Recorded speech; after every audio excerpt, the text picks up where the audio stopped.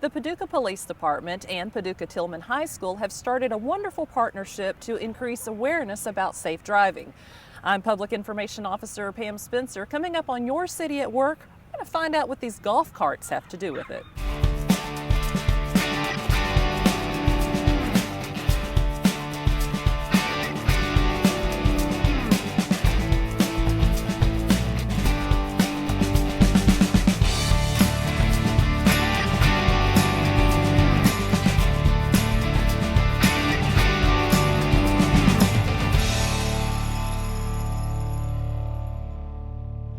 Education and awareness, those are two of the major keys in preventing traffic accidents. And so we're here at Paducah Tilghman High School today, partnership between the Paducah Police Department as well as the high school to start educating the youth about driving safely. And so I've got Captain Don Hodgson here. Good morning. Good morning, good to see you. Good to see you again. It's a busy day out here at Paducah Tilghman. We've got a lot of great things to show everybody, but tell us about this partnership.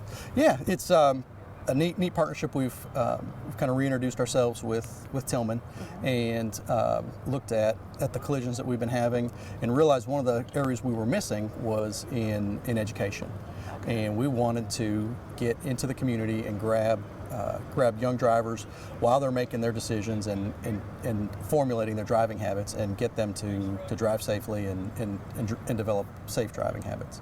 And tell us what we're doing out here today. What are the educational components? Today we are doing a 2D simulator and a 3D simulator. The 2D simulator simulates texting and driving, and the 3D simulator is the golf carts, and that simulates impaired driving. We've got the impaired driving goggles that students put on. They drive through a course in the golf cart, and then we'll put the goggles on. It simulates impairment. And then we have them drive through the course again, and they can see the difference between being sober, so to speak, and then the impaired that the goggles provide. And what are some of the other things that you've been doing just to try to increase the awareness? Because one day, typically not enough. It's a start. It's a good start. Right. This is a good start for us, and we're looking forward to developing this relationship, continuing it here, and spreading it to other schools and community groups in McCracken County and in Western Kentucky. We had Hillary Colthorpe came and spoke on Tuesday, and she talked about the effects that texting and driving has had on not only her, but her little boy and her family, and the progress that she's made to recover from a horrific accident that was caused by texting and driving. And texting and driving, it's against the law? What's Kentucky's law on this? It's against the law to text and drive while the vehicle's in motion. Now tell us a little bit more. I know we were talking before this. This is great for the Paducah Police Department to talk to the kids just one-on-one, and what's kind of another goal of this? This is a great opportunity for us to get in and get the safety message out and start formulating behavior and helping kids develop behavior. The second advantage for us is it's a recruitment tool for us. Mm-hmm. In the next 4 or 5 years, we're going to have a pretty significant turnover at the Paducah Police Department, and one of the reasons that we're here today is to recruit from Paducah Tilghman. We're looking into the future, 5-6 years from now, when these students come back from serving in the military, come back with a college degree, we'd like them to be Paducah police officers. And so it's a way of educating them about your career. Yeah, there's a lot of kids that don't ever have any interaction with the police officer. So they don't realize that we do fun things like this, and we get a chance to interact with the community and provide educational programming, as well as the enforcement aspect and the investigation aspect. This is something that typically people don't see when they watch primetime TV. No. This isn't the kind of stuff that we see cops doing. So it's a great opportunity for us to get back into the community and kind of plant those seeds in these kids that if you want to be a police officer, Paducah Police Department would love to have you work with us. Mm-hmm. Here's some of the things that you need to have to be a Paducah police officer, and it gives us the chance to talk to these kids one-on-one. So maybe somebody that never thought about being a police officer would think about that, or maybe somebody that never thought about having a career would realize, hey, I can have a career and do this, as well as the safety issue the primary one is the safety and change in driving behavior. Now, I know you've done a lot to target the teenagers, but you wanted to bring out awareness for all of Paducah, all the residents. What has Paducah Police Department done in trying to make sure that traffic collisions go down? You're right, we are targeting young people in these educational programs. We'd like to bring these to church groups, civic organizations, and we kind of divide it up into two components for our traffic safety. And one is education, and that's what we're seeing today. The second component is enforcement. And we have established a 3-person traffic unit, and their focus will be primarily on enforcement. And we will look at where we're having collisions and the types of collisions that we're having, and then focus our enforcement there in those areas. For instance, a unique statistic for us that when we started looking at our numbers and all the collisions that we have, the City of Paducah has about 1,600 collisions a year. Wow, that sounds like a lot. It really does. It really is. I heard John Williams speak on the merger program that he presents, and one of the slides that got me thinking was he put up the populations in the Commonwealth of Kentucky, and Paducah is 15th in the Commonwealth. And I thought, where does Paducah fall in collisions? Yeah. So we pulled those numbers and looked at the 15 cities that are above us, and we are 5th or 6th. Wow. In total collisions. If you take the total collisions and divide it by population, we're number 1 in the Commonwealth. Wow. And that's a spot that we don't want to be in. And Paducah Police Department's working hard to get us to our ranking of 15th or 16th in collisions per resident. Have you looked at the trends of, is it a certain type of accident, certain time of day, certain location? Yep. The majority of our collisions are distracted driving or driver inattention. So we're looking at ways to get people's attention, and how do we do that? And some of that is the education stuff like we're doing here today, and on the YouTube channel and Facebook page, and trying to utilize all the media assets, all the media programs that are available for us to use. Also looking at there's not a particular red light intersection that we have problems with. About 65% of all of our collisions happen between 10 in the morning and 6 o'clock in the afternoon. Okay, so it's during work hours. So it's during the day, and the people that we're trying to impact or that we're trying to affect and educate and change their behavior are people who are in the city between 10 in the morning and 6 o'clock in the afternoon. That's why we're reaching to the media and the civic groups and looking at going to provide these opportunities for as many people as we can, as many groups as we can. Because I know a few years back, and still is a large focus, seatbelt wearing, things like that. Now it seems like the turn is still wearing your seatbelt and doing that, but distracted. People are so distracted. Yeah, they say there's a statistic out that 80% of all collisions involve some form of distraction within 3 seconds of the collision. So that's just a staggering number for us. If you think that if we could eliminate distractions just by half, we could affect 40% of all the collisions that occur. That's incredible. In 2011, there were 178 people were killed in distracted driving collisions in the Commonwealth of Kentucky. So we'll never know what those people were destined to do. What diseases were they destined to cure? What songs were they destined to write and sing, and what books were they supposed to write? Makes you think. Yeah, Definitely makes you think. It really does.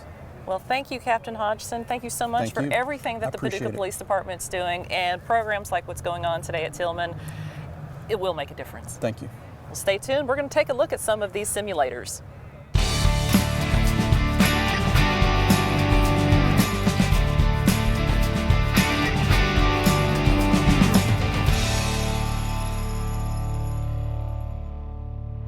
Well, it looks like we're out here about to play golf. We have some golf carts behind us, but this is a simulator for driving, for safe driving. And I'm joined now with Rick Schad with the Kentucky Office of Highway Safety. And good to see you, Rick. Good to see you, Pam. Tell us what these students and what you have some other gentlemen here from the Kentucky office as well as Paducah police officers are helping out. What are they doing on this course? What we've done is we've formed a partnership between the Kentucky Transportation Cabinet, this high school, and the Paducah Police Department. Okay. And we've come out here today and we're actually using representatives from the Paducah Police Department, the Kentucky Transportation Cabinet, and the high school. We got a distracted driving simulator inside, and we have our impaired driving or 3D simulator outside here. And what we're doing here is we've set up a course. We're driving the kids through a golf course track set up with the cones, and we let them go through one time. Then the second time we put fatal vision goggles on them, and that'll give them visual impairment of 2 times over the legal limit. Wow. That way we can run them through the course and they can see just how bad it is on the visual impairment trying to control a motor vehicle. Their brain is telling them they're okay, but the visual impairment is causing them to strike cones, which would be cars or would be people. On the inside, we're using a distracted driving course, and we have a computer simulation set up. We could drive them through the city, we could drive them through the country. And while they're driving, we'll go ahead and ask them to pull out their cell phone and try to send a text message. Wow. While doing that, normally they strike something and wreck. We have probably about a 70 to 80% wreck rate with our high school kids when they're using this because they're inexperienced drivers and are multitasking with a cell phone. And the object here is to change the driving culture, get them to stop texting while they're driving, and cause them to make better decisions before drinking and driving. We want them to stop doing that completely.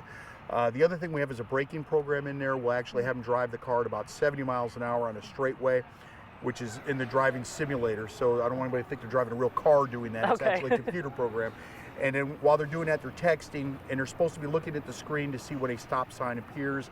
When it does, they try to brake the car. We know at 70 miles an hour, it takes about 280 feet to bring the car to a stop once the brake is depressed. What we're looking for is the measured distance of the time they see the stop sign, get their foot on a brake, and actually do the full response to get the car stopped. The second time we do it, we take the cell phone away, have them do it again, and that response time cuts at a minimum normally at about 50%. We've actually seen it improve to 70%. Wow. So what kind of feedback are you getting from the kids? Well, it's pretty neat. A lot of the kids are telling me that it's harder than what they expected, and they're laughing at their buddies when they get out here to run on the course, but when they get in there to do it, suddenly it becomes very tense and stressful. They're having a tough time manipulating the vehicle in the first place because they are inexperienced, and we set this thing up as with tight corners on it, so it's not easy in the first place. And then second, when we put the goggles on them, they're all hitting cones out here. Well, I think I'm going to try it out to see how difficult it is. I mean, I've got driving experience. I've been driving for years. Doesn't look like it's going to be difficult. We'd love to put you on, and we'll see what your impressions are after the fact. Well, stay tuned. I think I'm going to get on a golf cart.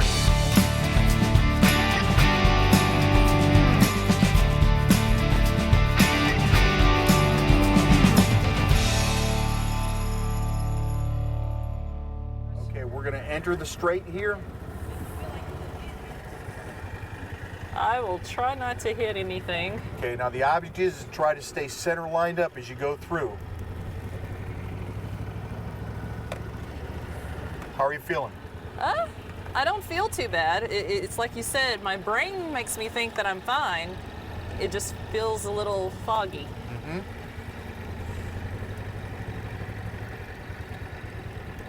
I'm really worried about the backing up over there. That was hard without the goggles. Yeah. Okay, you're starting your right curve. And now you're going to slalom through. Slalom. Yep. That's a cool term. Just like skiers. There you go. Looks like some of these cones are leaning. I think it's the goggles, though.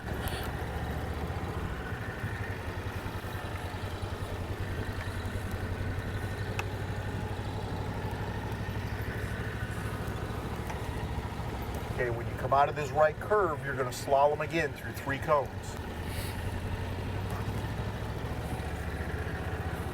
It is kind of weird with these goggles. I mean, it feels like the cones are moving. Like things are coming toward me. Well, it's kind of like when you get intoxicated and the room spins. Same thing here.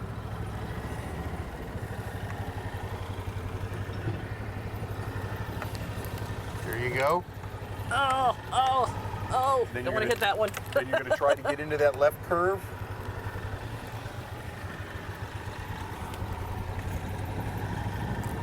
Ooh, these little cones are moving on me. Okay, now remember, you're going to pull forward into the park as close as you can to those last cones and come to a complete stop.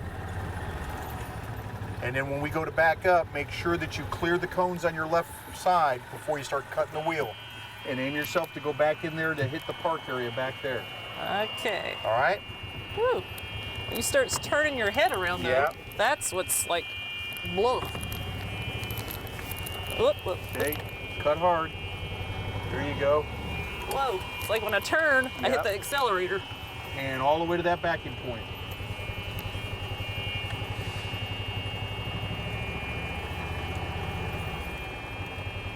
Keep going, and stop. Now, bring us back around. Are you okay? Yeah, I'm fine. Starting to feel sick, or? No, I'm fine. It's just I could tell that these would make you kind of wheezy. You don't want to look around much. Yep. All right, now you got 3 cones you got to slalom through again, and then you're going to enter the final park area. Well, I can see if somebody was intoxicated, they really would not want to move their head around to do the safety things of looking to their left, looking to their right. Right. They just kind of tunnel vision, trying to get to wherever they want to go.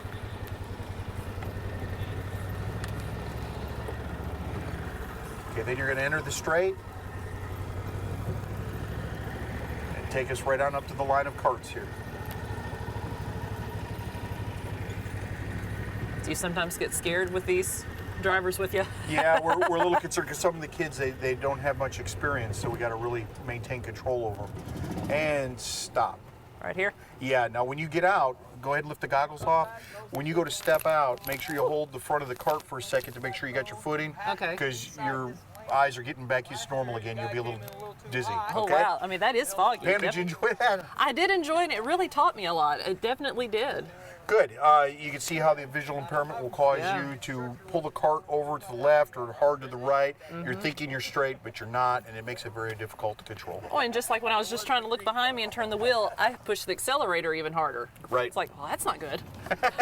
Thank you. Thank you.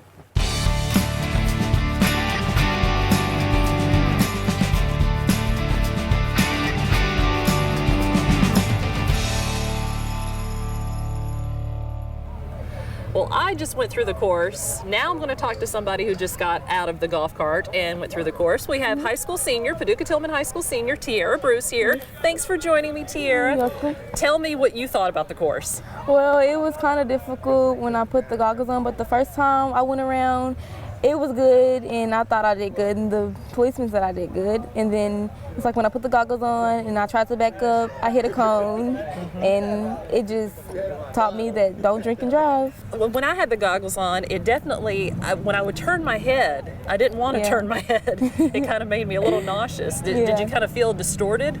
Yeah, it was like I was seeing two things at once, and then didn't know where it was really placed at. Oh, that's not good if you're trying to drive. Yeah, I know it. Now, do you think this is a great program for high school students? Yeah, teach a lot of students a lot of lessons of not to drink and drive.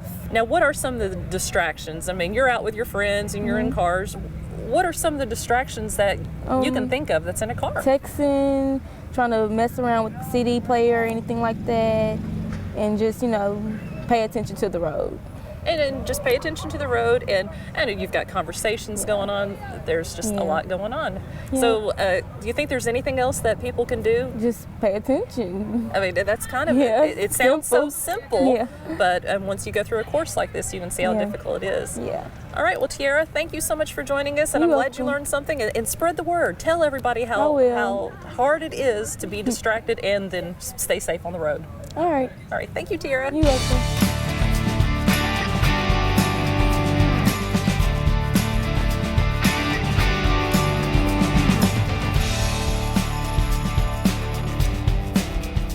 I want to thank you for watching Your City at Work, and I want to thank the Paducah Police Department, Paducah Tilghman High School, and the Kentucky Office of Highway Safety. For more information about highway safety, you can go to their website at highwaysafety.ky.gov.